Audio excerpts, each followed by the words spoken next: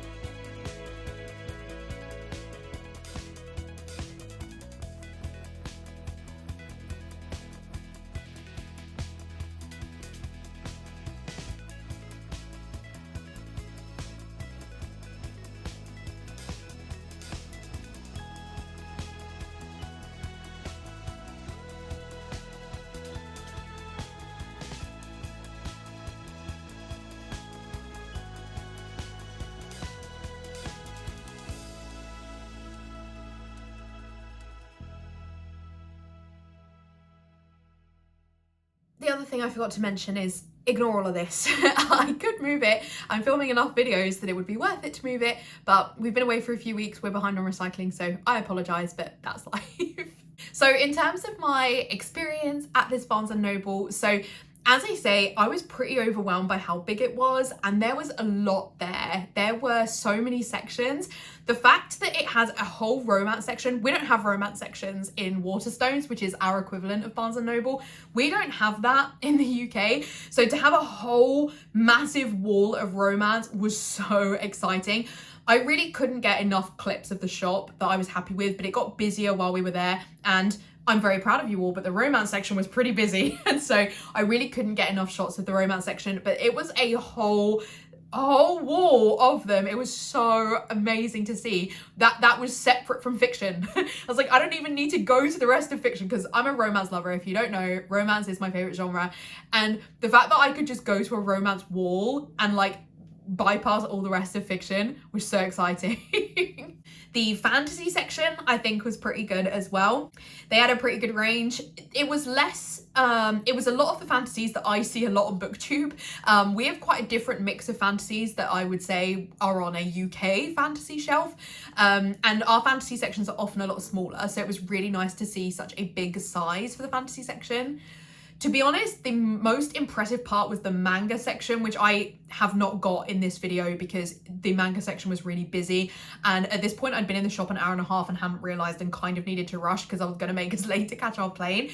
But the manga section was a whole wall, like as long as the romance section, on both sides. There was so much manga. And then graphic novels had a smaller section. I would say the graphic novels was pretty typical of the Waterstones, at least that I've been to, where there is sort of like one shelf for graphic novels and then like 3 for manga. So the graphic novel section, I would say, was pretty similar to what I would expect here, but they had a separate table which had the kind of graphic novels I like. So the graphic novel shelf had more of like superhero graphic novels, and then there was a table that had the sort of Heartstopper style graphic novels, which is the kind that I like. So that was sort of where I was mostly looking. But yeah, there was so much manga. If I was into manga, which I feel like we're on the cusp, you know, it's one step from graphic novels to manga, I will probably get there, and then I will be really gutted that I didn't spend more time looking at it. But if you're not into manga, like it's so overwhelming to even know like where to start. There's always so many books in a series. I do not have room on my shelves to become a manga fan. So yeah, it was such an impressive collection. So if you are ever in the Universal area and you are into manga, I would really recommend this Barnes & Noble for that. It also had a really lovely cafe. It had a Starbucks. The staff there was so lovely, and I think it was quite a cute little size for a Starbucks cafe. They had a really good range of food as well, so I would recommend it for that. We had a very decent lunch there with really nice cookies, so I would definitely recommend it. For like a general trip, there were people working there and studying there, and I thought, this is somewhere I would love to come and work and study. So overall, I was very impressed with this experience. They had so many beautiful special editions of books as well. So like Jekyll and Hyde and some Agatha Christie books and Frankenstein and Pride and Prejudice and books like that. They were very heavy and big, and so it was really difficult for me to justify bringing them back. There also weren't any, I'm not that into classics, so there were no classics that I really wanted a special edition of, but they ranged from like $25 to $45, which I did not feel was a bad price at all. I think a UK, they would charge more than that for a special edition that looked like that in the UK. They were absolutely stunning. They had gilded edges. The covers were so beautiful. So if you can get to a Barnes & Noble and you're looking for a classics like that, I would really recommend taking a trip, because so beautiful. Like if I was into classics, that's what I would want them to look like. So cannot recommend that enough from a Barnes & Noble standpoint. They also had loads of videos and games. The music section was really poorly stocked, but I wouldn't buy music anywhere. Didn't really look at the DVDs, though they had a lot because of region locking, so it wouldn't have been helpful for me to buy DVDs from there. They did have a pretty impressive range of games, like board games, and Stuart's really into board games, so he enjoyed looking around those. They also had a lot of toys as well, which is different to what we have over here. There was a huge Lego section, so I would say there's like something for everybody. They also had loads of magazines and stuff like that, so yeah, definitely a huge range of stock, but I really didn't feel that the books were understocked. There was a lot to look through. The things I found so fascinating about looking at books in the US is that your books are just really different to ours. So mass market paperbacks, I see YouTubers talk a lot about these. I had no idea that these books are so small. We just do not have an equivalent in the UK of a book like that. Like if we take Brandon Sanderson as an example, the cover for Oathbringer is like a cover that I see mentioned a lot on BookTube, and the mass market paperback is like this big or something. The one that a lot of you buy, which is the version, so Oathbringer is not the good example, but like the Mistborn series that a lot of people in the US buy because the UK covers are really pretty. They're like white with blue patterns on them. That's like our normal edition of Mistborn, right? Whereas the normal editions for you are like these tiny little things. I don't know, it was fascinating because we just don't have that in the UK. We don't have mass market and like a nicer edition. I don't know what you call your other editions, but we don't have that. We just have like one edition of a book is released. You might have a hardback version and a paperback version, but you have that too. So I just found that so fascinating to see that in real life, that these tiny little books, they're just so short, they're so cute. I would love to know what it's like to read one of those. I didn't buy any because like they're not going to go size-wise with anything else on my shelf, but I would love to know what it's like because the words look so concentrated on a page. So is it like nice to read a mass market paperback? I don't know. But yeah, I found that experience just genuinely so fascinating.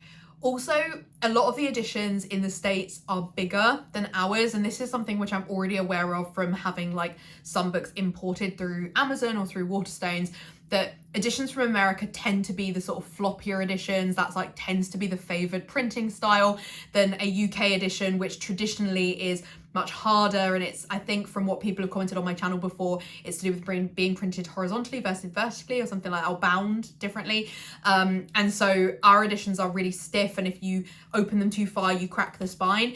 And a lot more of the American editions are not like that. They're sort of very floppy and you wouldn't bend them. So I actually prefer it to the UK editions. I think it's a much nicer reading experience than worrying about cracking your spine. And when you do crack your spine, you then kind of know you've destroyed the book, and then it doesn't really matter and you just keep cracking it.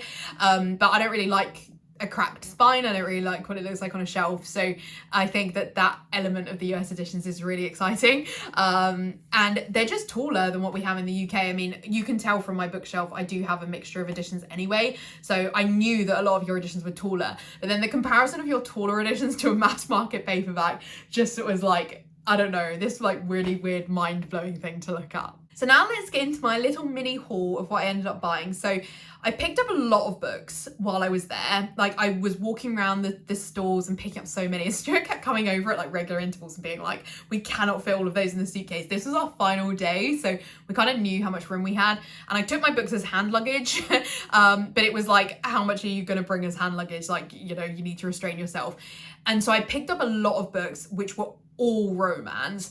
And then I did end up putting a lot of them back. So I always knew I wasn't going to buy like 10 books. I was trying to be good. But also when I looked up the exchange rate, so if you are in the US and you don't know this, the pound used to be really favorable against the dollar. So buying from the States for us was a really good thing because we got really good deals on stuff. The pound has absolutely crashed against the dollar to the worst it has ever been in my lifetime.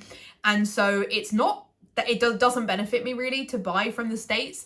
And so I did end up comparing the price of these books to the UK because the pound and the dollar are effectively like for like at the moment. So and your books are expensive, like $17 for a book meant that I just couldn't justify that because that was basically £17. And for your context, in case you haven't come to the UK, a book over here is like £10, like £8 to £10 usually for a paperback, sometimes up to 12, but it's less than a book in America. And so there were books that were like $17 that I could get on Amazon for like £6 or £7. And whilst I don't often choose to buy books from Amazon because I would rather support like smaller bookshops and things like that, or Waterstones is who I would choose to support. I know they're not a smaller shop, but they are the major store in the UK, and I don't want to see us in a position where we don't have a Waterstones because my local town that I grew up in doesn't have a Waterstones anymore, and I think it's really lacking as a result. So I do like to support Waterstones, and so I do choose to buy from Waterstones when I can rather than Amazon, but I was just doing the reference of like how much the book costs in the UK versus the US, and it was not worth it. If I could get it 50% cheaper in the UK, there was no point buying it in the US. So I did put a lot of the books back, to be honest, that I wanted. I've added them to my Goodreads. They're on my TBR. They looked really good. If I was a better vlogger in the wild, then I would have done a better job at showing you what those were, but I didn't. So when I get them in future hauls, I will tell you if it was a book that was one that I'd put on my TBR from this trip to Barnes & Noble. But otherwise, let me show you the few that I did get. So I got 4 books, which for me is quite restrained as far as the book haul goes. First up, we have The Last Chance Library by Freya Sampson. This is actually cheaper on Amazon in the UK. I actually think it was like £2.50 or something, but it's called something different over here, and the cover is not cute. And I'm such a cover reader that I did decide to get this.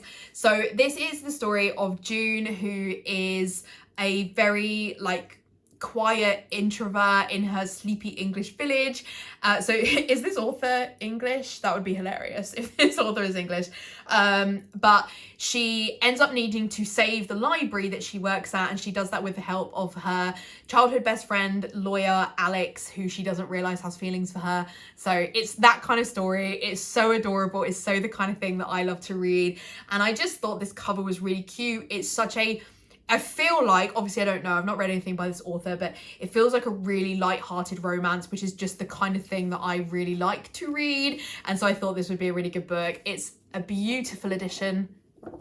Oh, that wibble. See, so I wanted to make sure the books I picked up were like, I mean, not that I think there really were sort of the more traditional like UK binding there, but I need to know it was a US edition when I bought it. So this was the first one. Next up we have Mr. Perfect on Paper by Jean Meltzer, and this one is available in the UK but only in hardback. I mean, obviously it's on Kindle, but I'm a physical book reader. And it was like £24 or something. So this felt like a good deal to have bought this one. And this one again, beautiful. And this one is about Dara, who runs a Jewish dating app. And it says here, the perfect Jewish husband should be a doctor or lawyer, preferably a doctor, baggage free, no previous marriages, no children, and of course he must be Jewish. And those are sort of like the sort of things that Dara lists as like, you know, being the perfect person is part of this Jewish dating app, but she hasn't found the perfect person for her. And it ends up being shared about the sort of like checklist for the perfect Jewish husband. And Chris, who is a news anchor, decides that this should be shared as like must-see TV. And Chris is not Jewish, he's a single dad, and so he doesn't tick any of her boxes. But while Dara's working with him, she sort of starts to develop feelings for him and sort of, you know, has to re-question whether this perfect Jewish husband list that she'd been coming up with is actually what she was looking for. So I thought this sounded really interesting. It's a bit different, and I really like to read about other cultures, and like particularly in romance books you read a lot around how other cultures and how that affects dating and stuff like that. It's genuinely interesting. It helps to open my eyes to what it's like living in other cultures, so I like to read stuff like that. So yeah, I'm really excited to read this. This is Mr. Perfect on Paper. Next up we have Tokyo Ever After by Emiko Jean. This is a book I've seen recommended a lot, and so was very much on my TBR already. It's not one I just picked up on spec like the other two. This one is available on Amazon but is much more expensive, so I was very happy to find this. This is a YA. You can see it's part of Reese's YA book club.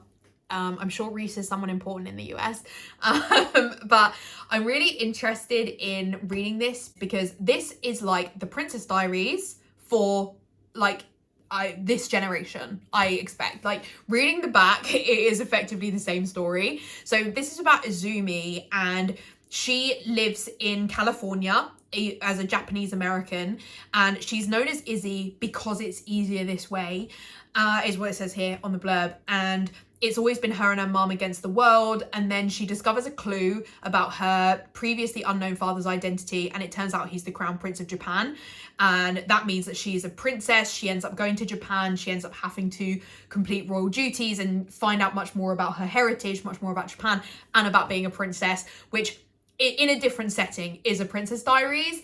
But I think this is going to be so fascinating to learn more about Japanese culture as well. This one has really good reviews. I'm so excited to read this. As I say, it was one that was very much on my TBR, so finding this in the YA section was such a win. So really excited to have this. So that's Tokyo Ever After. So last one is a graphic novel because I love graphic novels and I haven't read any in the last couple of months, and I'm really itching to get back to them, and there's quite a few that I want to read in October. I don't know when this video will go live, but there's quite a few that I'm excited to read. So picking up another graphic novel is never a hardship for me. And when I looked at the price, I think this one either wasn't even available in the UK, or if it was more expensive. So it was a good win, because graphic novels in general are more expensive here anyway. Like you pay a lot more for a graphic novel, which is fair enough. You're paying for a work of art in many cases. So I have no issue with that, but they are a more expensive book to buy, which I find fascinating that in the US, this is an $18 book, which is the same as you pay for like a normal book. So I don't know, super interesting. But anyway, this is Coven by Jennifer Dugan and Kit Seaton. And I'd never heard of this. It was just like on the table with like the Heartstopper graphic novels. This is so my kind of graphic novel though, so it was speaking to me. So this is a graphic novel about MZ. Look at this art. Absolutely beautiful. So MZ is a fire elemental, and she doesn't really practice her fire elemental powers. She mostly just likes hanging out with her friends, and her girlfriend is not really something she's interested in. But then there's a mysterious murder back home, and her family need to move and go and try and figure out what happened, and she needs to get to grips with her powers pretty quickly, but also she wants to try and figure out what's happening before the whatever happens strikes again. So she's working with her new friends to dabble in spells beyond their control, dangerous rituals that have the power to return everything they've lost. Just sounds so interesting. The artwork is beautiful as well. I need to like not spoil it for myself as well, so like try not to read too hard, but it's super gorgeous artwork, and I'm just really excited to read this. I just think, oh, it's going to be so beautiful. This is going to be a really good one for spooky season. So I'm very, very, very excited to have this, and just really great that it was like one that was just there, just chilling, and was clearly waiting for me. So those are the 4 books that I picked up at Barnes & Noble. As I say, I wish I could have picked up more, and at many times I held more and a completely different set of books, but had to be realistic. I do have one more book that I want to talk to you about though, which I didn't get at Barnes & Noble, but I just need to go find it. I just went all the way upstairs looking for this book, and it was sat like in a pile of books over on the other side of the room for me. So this is If the Shoe Fits by Julie Murphy, and I just want to tell you a bit of a funny story about this book, which I don't actually think is that funny on reflection, but I found it funny at the time. So in the Coronado Springs Grandisino Tower, there is a shop which sells Disney merchandise, obviously, and some food stuff and like general other things like medicine and things. And it has a section for notebooks. And then it had this one book, which is this. And it was sat like sat in the unit, like there were loads of other books, like we were in a bookshop or something, but it was just this, surrounded by notebooks. And I had registered on the first day that we looked in the shop that a book was there, but didn't really think too much of it because it's not a shop that sells books, so just didn't really register too much. And then I went back on my own on one of the days and I was like, there's a book there. And I was so thrown because this shop doesn't sell books. So I kept like over several days coming back to look at this book, because to be honest, I convinced myself that this book wasn't for sale and that it was like someone had like dropped off a book from their holiday and it was like a swaps thing. And this is what, I mean, I was very poorly around this time, so I don't know if it was like delirium from like steroid injections from urgent care or what, but I like convinced myself this book was not for sale. And it's not a book that I'm particularly bothered by. It's one that is on my radar, but it's like some people hadn't really liked it. It has like fine Goodreads reviews, but not like outstanding or anything. And so it wasn't a book that I like felt like I needed. But over the course of these few days, I became completely obsessed with this book, and I would like check in on it like every couple of days to like see if it was still there. And after a while I was like, okay, if you're this obsessed with this book, it needs to come home with you. So I like went in there the day I like bought a couple of other things. I like went to the till thinking they were going to turn around and be like, that book is free. That's part of our swaps program. Yay for you that you picked it up. You can just have it. Like I really, really had convinced myself, because it was the only book in the whole store and it was just there on this display. But then there were so many people working in this shop, and it wasn't a big shop, like they would know it was on the display. There was no way it was displayed like without them knowing. But it doesn't even have a Disney label. It just has the book label. Everything else in Disney has a Disney label. So I spiraled, okay? I spiraled. And so I got to the till, and there I am being like, they're going to tell me this book is free. It was not free. It scanned for the $16 that it is on here. After that, I then was like, I'm convinced that it just scans. Like, it's not even on Disney system, even though it showed up like on the like till machine as like If the Shoe Fits. I was like, no, it's like it just scans because it has a barcode. So it was like it's like in the system as the book, like they sell the book, just get over it. And when I got upstairs, I did see that in the copyright of this, it does have Disney Enterprises Inc. So I guess maybe Disney did commission this book or like allow it to happen, because it is like a Cinderella retelling. So maybe they allowed it to be a thing, and it doesn't have a Disney sticker, and it's still very weird. It was the only one. No other books ever reappeared in that shop. It was the only book I ever saw for sale there. So I still think it's kind of mysterious, but I became pretty obsessed with it. And regardless of the fact that I think it's not particularly a story I'm that interested in reading, this book was just meant to be with me. So I'm fine with it now. It was really funny as well because I saw it at Barnes and Noble and it was like there on its own and it was the only copy at Barnes and Noble and I was like, there's something really weird about this book. But yeah, it's kind of funny in that I would not pay $17 for this book. Like, it's not a story I'm that interested in reading and it's so big. Like, in my head, I convinced myself that like this was the size of an American edition, but like, I don't think this is a great example, but like, it is bigger. It's bigger than other books. And the writing in it is like quite big and spread out and stuff. Anyway, so let me tell you a bit about the story. But basically, Cindy loves shoes. It's the most obvious Cinderella retelling. So, but what I do like about this is that it is like a plus size. I think all of the books in this series are like plus size Disney retelling. So I'm pro that, definitely. But this is about Cindy, who's like a fashion-obsessed plus-size woman, and she can never find designer clothes that fit. I understand that too well. But shoes always fit just right. But she basically ends up moving back in with her stepmother, Erica Tremaine. It probably is commissioned by Disney, right? Because Tremaine is Lady Tremaine. And Erica Tremaine is the executive producer of the world's biggest reality dating show called Before Midnight, wink wink. And Cindy ends up getting a slot on there because Erica just needs to fill a slot, and she showcases her killer shoe collection. Seems like a great way to kickstart her career. But she ends up going viral as a body positive icon, and she actually can find herself falling for the Prince Charming on the show. But there's like a lot of stuff that she has to deal with off the back of being a plus size person on TV. So it's not that I don't think this is interesting. It's just, I think that it's going to probably trigger some stuff in me.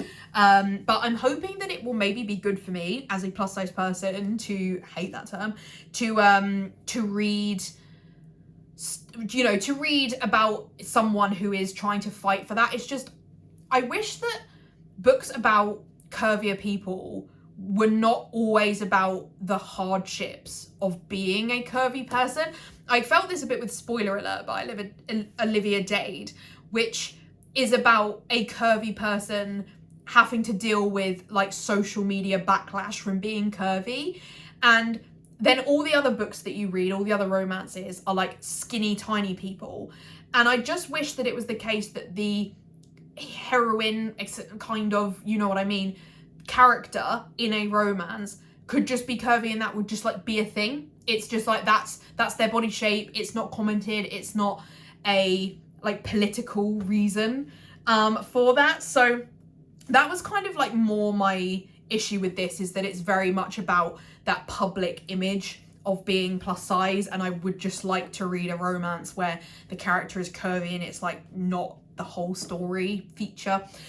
So yeah, I very much debated whether I should pick this up, even to see if it was free or not free, because I was like, I'm not sure I'm bothered about reading the story, but we're here, I have it now, and I'm hoping I like it, because I don't really want to unhaul it, because I feel like it has this whole little kind of ridiculous when you retell it to anyone story about it, and so I'm like, oh, I don't really want to like get rid of it, because, you know, it's like a nice little thing. So hopefully I'll love it and it'll be a 5-star read and it can stay on my shelves, being really much taller than the rest of my stuff and being kind of annoying, and that would be great.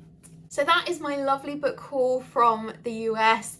As I say, I wish I could have got more, but you know, conversion being what it is, but also room in my suitcase, I couldn't. But I'm very excited by what I do have, and I did find loads of books to add to my TBR, which I don't need any more books on my TBR, but was a lovely welcome addition to my TBR. There was one YA which was so cute. That's going to be like the next thing I buy, because it just sounded adorable and I really, really want it. So that is it for today's video. I really hope you enjoyed it. There is a lot of other Florida content which is over on my planning channel, so I will link to that down below if you want to hear me talk a lot more about our trip and about Disney and Universal and Kennedy Space Center and all that kind of stuff. I will be doing that over on my planning channel. This is the sort of only Florida content that's happening on my book channel, because I'm trying to keep things very book focused over here, but all the other stuff you can find over on my planning channel, so do feel free to check that out if you're interested in hearing a bit more about my trip. If you did enjoy this video, I would massively appreciate a like, and if you haven't already, I would love it if you would subscribe to my channel. Also, please do feel free to comment down below. Have you read any of these books? What did you think of them? Do you think my story was super ridiculous and I was being really silly?